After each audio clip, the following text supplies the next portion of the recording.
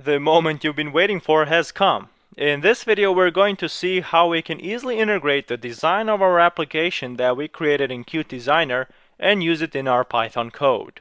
To accomplish this task, we need these things. First, we need the UI file generated by Qt Designer. We also need to convert that UI file to a Python file. And finally, we need some other Python file with code in order to run our application. So let's do this step by step. The first thing we need is to get the UI file. This is very simple. All we really need to do is save our design in Qt Designer. Here's the application that we designed in one of the earlier videos. So all I'm going to do is just save it. I go to File and Save As.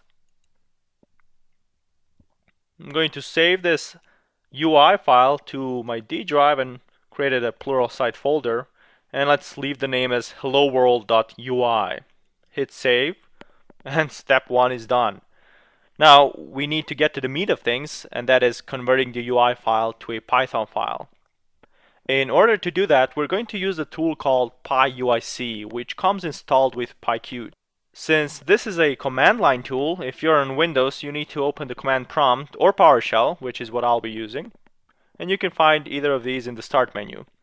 If you're on Linux or Mac, this tool should be available to you from the terminal.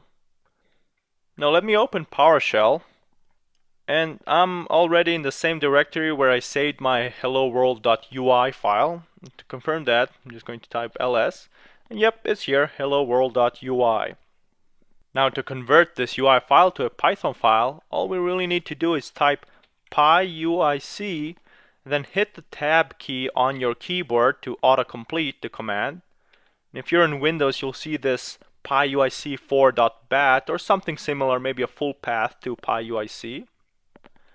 The first parameter this tool wants is the name of the UI file, which in our case is helloworld.ui. I'm going to type that, then hit space, and we do -- output, and the output file should be our generated Python file, which in our case is going to be named, let's call it helloworld_ui.py. Hit enter, and we're done. We've just generated the Python file from the UI file. But how do we use it? This Python file that we generated in itself is not really runnable, so let's wrap it with our own Python file in order to run the application. Let me minimize this, and I'm going to be using PyCharm. You're more than welcome to use whatever text editor or IDE that you want, and in PyCharm, if I hit open directory and then navigate to that directory with our UI file as well as our corresponding Python file, hit OK. Just make sure that everything is there. Yep, we have our UI file and our Python file. What I'm going to do first is actually create a new Python file. Right click on the project directory, hit new and then Python file.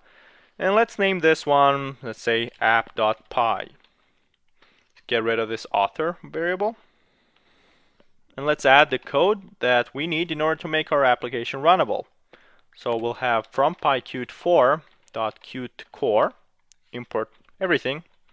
Similarly for Qt GUI, also import everything. Last thing we need is the sys library. And another thing we need is our helloworld_ui.py. So I'm just going to say import helloworld_ui. Let me put some blank lines here and create an instance of QApplication. Pass the sys.rgv. We're going to call our application Hello World. And this is going to be a class that we're about to create.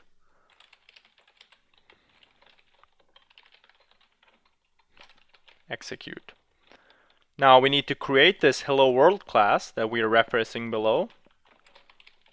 And this class is going to inherit not just from QDialog as before, but also from an object in this module that we're importing in our generated Hello World Python file. So we're just going to call helloworld_ui dot UI hello world.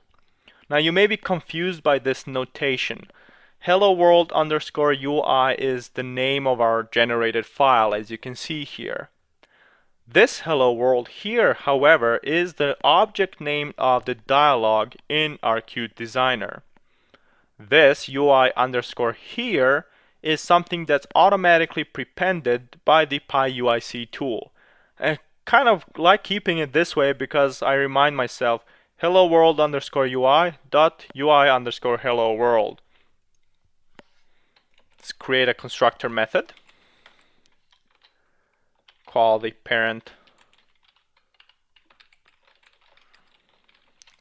And what we need to do, and the only thing we need to do in order to make this application runnable, is call this method called setupUI and pass self as an argument. I'm going to right click this file here, hit run, and you can see that our application is run. Just to prove you that this is the designer one, you can see that the window title is still set as Qt Designer. We have our URL, our file save location, QLine edits, our push buttons here, and our progress bar here. So it shows up alive and well, which is fantastic.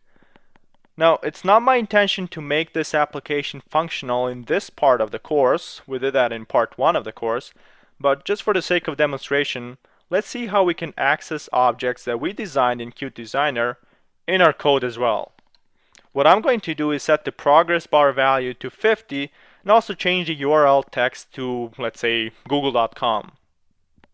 Just going to call self.progress.setValue 50 and self.url.setText google.com.